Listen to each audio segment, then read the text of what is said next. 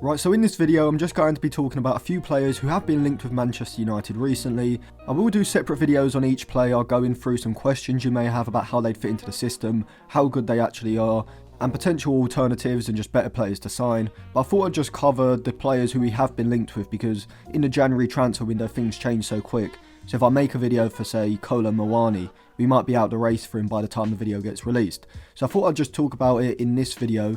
The three players who I've seen as mainly linked with are Vlahovic from Juventus, Muani from PSG, and Vlahovic Dorgu from Lecce. So straight away, I wouldn't say that any of these three players would be my main targets. However, that doesn't necessarily mean that I don't think they would be good signings, particularly in January where the options are very limited. But let's start with Muani, because that's probably one that's been pushed the most in the last few days. And I'm not sure how true it is. I mean, with Rashford potentially leaving, you could see that as a potential deal, probably like a loan. Rashford goes to PSG, they pay his wages for the second half of the season, and Muani goes to Manchester United. In principle, that would work out pretty well. I mean, Muani does play in a similar sort of role to Rashford, and he would provide the pace in the United attack that I've been saying that we do need. But Muani's a funny one to me, because he kind of reminds me of Johan Wissa at Brentford, as I can't work out how good he actually is. Sometimes I look at him and I think he has the potential to be an elite level player, and other times I watch him and do a bit of analysis and I just think he's just nowhere near as good as people make out. So he's a very hot or cold type of player. Before Amorim's Manchester United in January, a loan deal till the end of the season, is it a good signing? Well, I mean, at the moment you'd probably have to say yes, because we just need a body, someone who's half decent, who's going to provide the sort of pace and movement in behind that we're losing with Rashford. And he's also versatile enough where you could use him as a centre forward, you could use him either on the right or the left as well. So in isolation, he would be someone that I'd be like, yeah, I'd probably want to sign him. But before I go on, a quick reminder, I do have an in-game Instagram group chat where we do have discussions during all the Manchester United games, and there will be Q&As at the start and at the end of the week, so if you want to sign up to that, I'll leave it linked in all the usual places. However, I wouldn't say I'm excited about signing him. I mean, to me, if it was an option between signing Nkunku on loan from Chelsea, which I think is a possibility because I think Chelsea would probably like to ship Nkunku out, get him a run of games to increase his value to potentially sell in the summer, because I don't see his long-term future being at Chelsea whilst Palmer is there. And so if you gave me the option between Nkunku and Muani, I'd choose Nkunku every day. The issue with Nkunku, I guess you could say, is his injuries, but as I've said before, it was really only last season where you'd say he had major injury problems. I mean during his time at RB Leipzig, you wouldn't have said he's an injury-prone player who you need to avoid.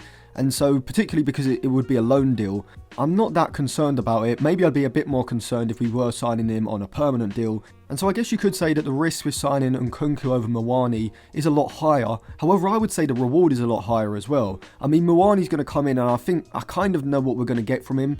He's going to be a similar sort of player to Garnacho, maybe a level above, in the sense that he's going to provide that movement in behind. He's actually very quick, and so that would definitely be something that aids Amorim's attack. And overall, I'd say he's better technically than Garnacho, maybe not by a lot, but he is going to be a bit more reliable with that interplay in the opposition's half. And he's also fairly good around the box in terms of picking the right pass. The issue I have with Muani is, like Garnacho, his finishing is very inconsistent. He's certainly not clinical, and you can see that when you look at his FB ref report over the past 365 days. He underperforms his non-penalty XG by a pretty staggering 0.38 per 90. Now, if you do go back through his FB ref report from previous seasons, it's definitely not as bad as this. I mean, this is kind of a blip, but signing a forward who's underperforming his non-penalty XG by this amount is usually a sign for concern. Maybe if it was slightly below, then yes, he is getting into good goal-scoring positions because his non-penalty XG is in the 90th percentile, but playing for PSG in Ligue 1 probably has a lot to do with that. And so if people are thinking Muani's the type of forward who's going to come in and even replace Rashford's goals, even though Rashford has been underperforming his usual goal-scoring rate, I just don't see it. I think he's going to be a workman-like forward, someone who's capable of running the channels, someone who's pretty good defensively from pressing situations, as well as being able to do specific defensive roles, such as in big games if you need the left-sided interior forward to track back a bit with a fullback. He's definitely capable of doing that. He's also pretty physically good in terms of playing as a centre forward. He's certainly no Gyökeres or Osimhen, but compared with Højlund, I think Muani just has a bit more experience and stability when he's going into physical battles. And so if you did play Muani ahead of Højlund, I think he would improve United's ability to retain possession when we do go direct. But I don't think the improvement is going to be significant enough to the point where he manages to establish himself as the first choice starter ahead of Højlund consistently throughout the second half of the season. And so really and truly with Muani, we're getting a player who's very similar to Højlund, but not as clinical in front of goal. And so in my opinion, I just think there are much better options than Muani on the market. I'd rather take the risk with Nkunku because I think Nkunku, if you could get him back to his RB Leipzig form, he genuinely could be one of the best players in the Premier League, particularly in one of those two forward roles either side of the centre forward, playing more as a second striker and making those bursting runs from central positions in behind that I think Amorim's front three desperately needs, which we saw against Liverpool because with Ahmad, Bruno, Mazraoui and Dalot being the players who are expected to run ahead of Højlund, we just don't have the pace or even the natural forward instincts that Nkunku would provide. Now Muani would certainly provide pace in behind, but his finishing is nowhere near as Nkunku. He's definitely not as good in congested areas as a Chelsea man, and so overall, if you gave me a loan option, Nkunku or Muani, I think I'd take Nkunku every day of the week, because even with the injury history, which I don't think is a massive deal, I guess it could be a slight concern, I just think the risk to reward ratio with Nkunku is so much higher than with Muani. Now Dusan Vlahovic on the other hand would be a signing that I would be excited about. He's not versatile like Muani and would come in as the starting centre forward. And so the Serbian would be coming in to basically play ahead of Højlund. You'd imagine that Xerxes would go to Juventus, probably on a loan, with Vlahovic going on loan to United. And if you compare Vlahovic to Højlund, there are a lot of stylistic similarities. Both players are very strong, physical, they have the pace to run into the channels, and fundamentally they are both box strikers, players who are there to score goals. But Vlahovic, probably because he is a few years older than Højlund, is a level above in certain areas. I think he's better technically when he's receiving the ball to feet. He can look quite clunky like Højlund, but I just think he's better at actually winning the physical battle, not getting too sucked into it, but still being able to link play efficiently, whereas I think this is Højlund's big weakness in his game. I also think Vlahovic has better movement in and around the box to actually create chances for himself. You'd have to say he's a more clinical finisher at this point in time, and he also has the ability to score from distance, which Højlund doesn't at the moment. We have seen Højlund score from around the edge of the box, but Vlahovic is a free kick taker. We've seen him score a few goals for both Fiorentina and Juventus, as well as just scoring from outside of the box or from tighter angles. And so whilst over the course of a Premier League season I probably see Højlund at around the 10 to maybe 12 goals, I think Vlahovic over the course of a whole season could break 15 Premier League goals. But also from the system perspective, I do think Vlahovic would improve United. He is that physical type of centre forward that I think Amorim does want, particularly when United are looking to build out from the back, the opposition are pressing high, and we may look to go for a more direct option. I think as an outlet, Vlahovic is a better option than Højlund, just because of his ability to actually retain possession from these longer passes. Now I have to be honest, I haven't fully made up my mind on Vlahovic as a permanent signing. As a loan signing, I'd definitely try and get that done if it was possible, particularly if it was like a swap loan deal with Xerxes going the other way. We would be losing Xerxes' ability to link play very efficiently when he drops off between the lines, but he has been quite inconsistent this season at doing that, and Vlahovic would provide so much more in terms of pacing behind the back line, in terms of goal scoring threat, aerial threat. And he is kind of a light version of both Osimhen and Gyökeres. I don't think he's as good as those two players. I think in terms of working the ball through the centre of the pitch when the opposition have dropped back and United have the ball and they're trying to break down the opposition in their own half, I think Gyökeres is probably the ideal centre forward for Amorim. We saw how good he was at Sporting when Sporting would look to funnel their play through the centre. Vlahovic can certainly do this better than Højlund, but not to the same level as Gyökeres. Where Vlahovic is going to come into his own is similar to Osimhen when there's space around him, when United are playing direct balls into the channel and he can fight with the defenders, get possession and then link play, before then trying to move into the box into a goal scoring position.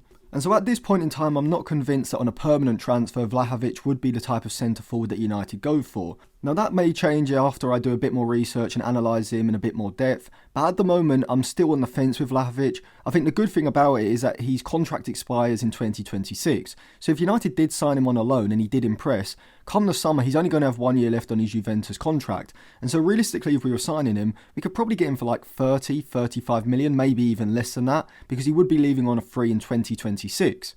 And so for me, similar with Nkunku, I am excited about potentially signing Vlahovic on loan, because even if he doesn't impress for half a season, you haven't signed him permanently, you could still go get Gyökeres or Osimhen, whoever you want. But if he does impress, you've now got a ready-made centre forward to go and sign in the summer, and if you could sell Højlund for like £50 million, you could actually make profit on the deal, and actually upgrade upon Højlund. And Vlahovic isn't exactly old. I mean, he's like 24, 25, so he's still not even in his peak. If we look at his FBref report over the past 365 days, you can see that he does underperform his non-penalty XG, but it's only by 0.08 per 90, and if you look back to his previous seasons, particularly last season in Serie A, you can see that consistently when it comes to his non-penalty XG and non-penalty goals, he's around the 90th percentile, and he did actually overperform his non-penalty XG in Serie A last season. So whereas Muani's a kind of finisher who I could see missing a lot of chances, he kind of reminds me of Darwin Núñez, someone that you give maybe 4 or 5 chances to in a game and he fluffs them all. Vlahovic is a lot more clinical, and I would even say that he's more clinical than Højlund at this point in time. But again with Vlahovic, like Højlund, he's far from the finished product, and given his age, you'd expect that. And so in future videos I am going to be exploring signing Vlahovic permanently, but in this video I'll just stick to signing on loan because that's probably the most likely at this point in time. And if you give me the option of Muani or Vlahovic, I'm taking Vlahovic every day of the week. I'd even take Nkunku over Muani, but Vlahovic for me, I think he's a type of centre forward that if he's brought in, he instantly goes into the starting lineup. He would instantly improve our ability to work the ball out of the defensive third through more direct means, and also be a greater goal scoring threat inside of the box as well. And the third player who I've seen us prominently linked with over the last few days, but even the last few months, is Vlahovic Dorgu, who could either play as a left back, a left wing back, or I even think as a left-sided centre back. As a left wing back, I'm not that sure. I mean, he has been playing on the right for Lecce, but to me he just looks a lot more comfortable on the left side because he's able to use his pace to drive down the outside rather than on the right where he's constantly cutting infield. I don't think his strength is his passing, his progressive passing, or his vision in terms of chance creation. It's definitely in terms of his ball carrying, his dribbling, and his ability to get in behind the back line into crossing positions. And I just think he's far better at doing this from the left side than the right, because when he receives the ball on the right side, he's not the type of wing-back who can break down the outside and put in a cross with his right foot. He's definitely someone who I think specialises on the left side. But in terms of whether he's the right signing for United in the left wing-back position, I'm not so sure. I do think Nuno Mendes is a better version of Dorgu. Dorgu is slightly younger, he's 20, but Nuno Mendes is still pretty young as well. And so of the two, I would take Nuno Mendes every single day of the week.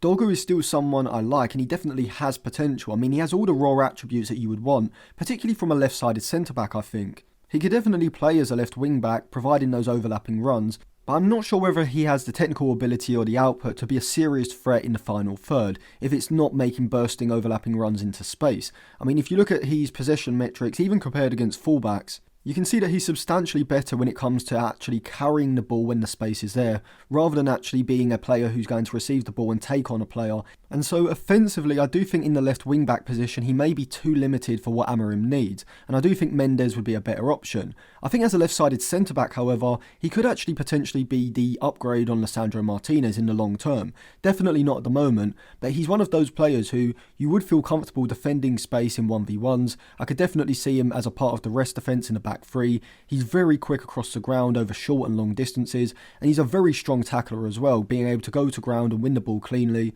And whilst he obviously still has mistakes in his game because he is young, the attributes are certainly there for him to be a top level defender.